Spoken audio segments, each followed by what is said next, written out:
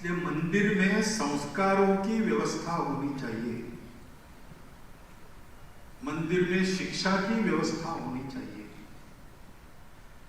और मंदिर में लोगों के दुख दूर करने की व्यवस्था होनी चाहिए, क्योंकि मंदिर भगवान का घर है। दुख दूर भगवान के घर में नहीं होगा तो काम। और इसलिए अन्न सत्र चलना चाहिए, सेवा के उपक्रम चलने चाहिए। पहले सब होता था, आज भी बहुत से लोग हमारी सेवा करते हैं। आजकल एक उपक्रम चलता है, हिंदू स्पिरिचुअल सर्विस डे। अपने यहां हुआ कि नहीं पता नहीं, देश के अनेक शहरों में हुआ है। उसमें सारे सनातन परंपरा के जितने संस्थान, धर्माचार्य, मंदिर आदि आदि है, वो अगर सेवा कार्य करते होंगे तो उनको निमंत्रित। जब वो आते हैं तब देखने में आता है कि अगर संसार भर का स्टैटिस्टिक्स जमा किया जाए और सबसे अधिक सेवा किस धर्म के, किस सभ्यता की, किस संस्कृति के लोग करते हैं, ऐसा गिना जाए तो हमारे इन धर्म संस्थानों के और आचार्यों के द्वारा जो सेवा चलती है वो सबसे अधिक है। आप लोगों की ये वास्तविकता है, कोई सर्वे कर सकता है, करना है, वास्तविकता है, ये चलना चाहिए। और साथ साथ लोगों के भौतिक उन्नति की भी चिंता होनी चाहिए।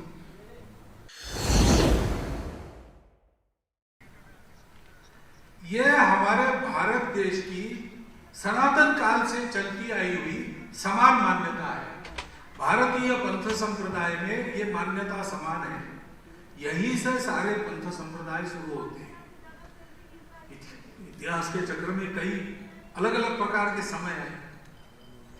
कभी हम गिरे, कभी दूसरों ने धक्का मारकर हमको गिराया, लेकिन हर बार हम गिर गए तो हमारा जीवन न गिर जाए, वो उसी सनातन मूल्यों पर फिर से खड़ा हो जाए। इसलिए देश काल परिस्थिति अनुरूप अलग अलग पंथ संप्रदाय हमारे यहाँ चले। विविधता को मान्यता ही है, विविधता को हम स्वीकार करते, आदर करते। इसलिए पंथ संप्रदाय अलग होने से कुछ नहीं बिगड़ता, जीवन का हमारा तरीका ही है। परम लक्ष्य एकता का अनुभव करना, उसके लिए जीना, उसके लिए त्याग संयम सदाचार पूर्वक परोपकार करते हुए जीना, यह लोक में भी ठीक रहना, परलोक को भी ठीक करना। इसलिए भौतिक बातों की भी दो पुरुषार्थ है हमारे, जो शुद्ध भौतिक है, अर्थ और काम, उसकी मान्यता है। और एक पुरुषार्थ है वो इस जगत के परे का है, मोक्ष। तीनों को साथ चलाने वाला है धर्म।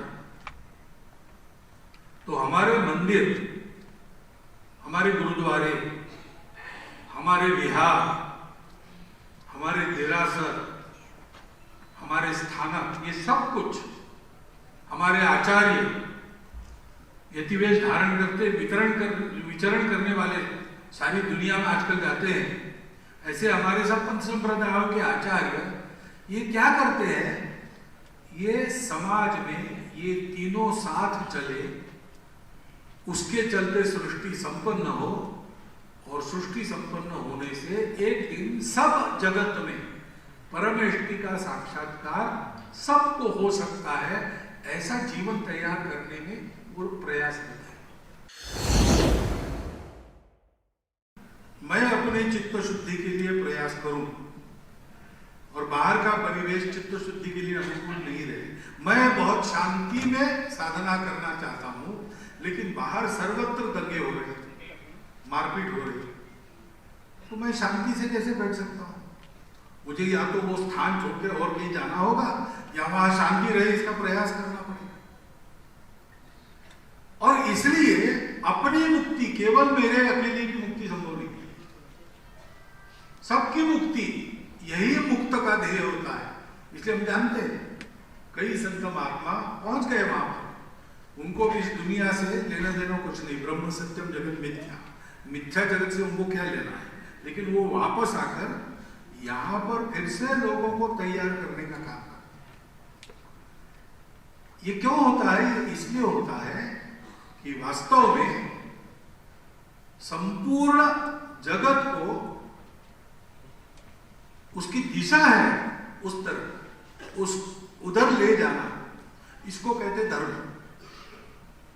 मोक्ष है उपासना, मंदिर, देवता पूजा आदि आदि निर्गुण निराकार से लेकर तो पिलवा करने वाले कणाद जी के जड़ दर्शन तक, ये सर्वत्र सब मार्गों से सत्य को प्राप्त करना, एकता को प्राप्त करना, सबका आनंद अपना आनंद, अपना आनंद सबका आनंद, ऐसा जीना। लेकिन ऐसा जी सके इसलिए समाज को तैयार करना, साथ साथ लोगों के भौतिक उन्नति की भी चिंता होनी चाहिए। क्योंकि हमारे यहाँ हमारा समाज प्रकृति से और परंपरा से राजा पर निर्भर नहीं रहता है। राजा का काम होता है, राजा अपना काम करता है, राजा ने अपना काम ठीक करना चाहिए, इसको समाज को देखना पड़ता है।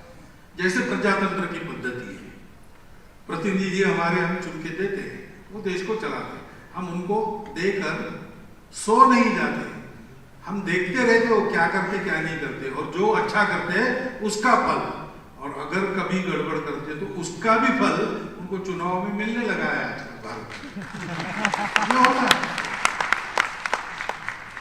वो समाज है नियंता, इसलिए उस समाज को योग्य बनाए रखना, योग्य बनाने के लिए सक्षम बनाए रखना, वो दुर्बल न हो, उसमें अभाव न हो, उसमें उपेक्षा न हो, वो समाज एक रहे।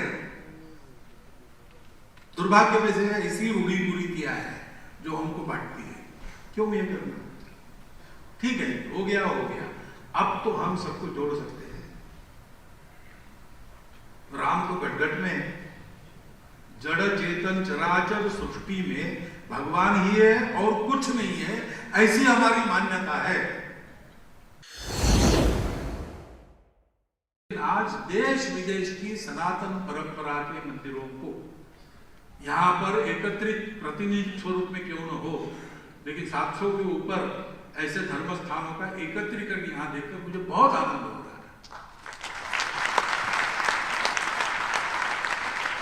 क्योंकि इसके आधार पर समाज को जोड़ने वाला, समाज को ऊपर उठाने वाला, समाज को बिखरने न देने वाला, और इसके संगठित समाज के द्वारा राष्ट्र को परम वैभव संपन्न बनाने वाला।